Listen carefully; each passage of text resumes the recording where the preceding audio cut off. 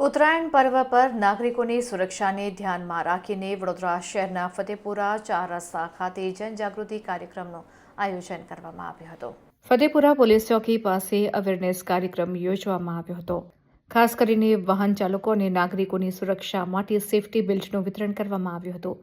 આ સમગ્ર કાર્યક્રમનું નેતૃત્વ સામાજિક કાર્યકર હુસેનભાઈ મુલતાની દ્વારા કરવામાં આવ્યું હતું। તેમણે લોકોને ચાઇનીઝ દોરાથી થતા જોખમો અંગે જાગૃત કર્યા હતા તેમજ સુરક્ષાના ઉપાયો અપનાવવા માટે અપીલ કરી હતી। આ પ્રસંગે મોટી સંખ્યામાં આમ આદમી પાર્ટીના કાર્યકરો હાજર રહ્યા હતા। કાર્યક્રમને સફળ બનાવવા માટે સહયોગ આપવામાં આવ્યો હતો।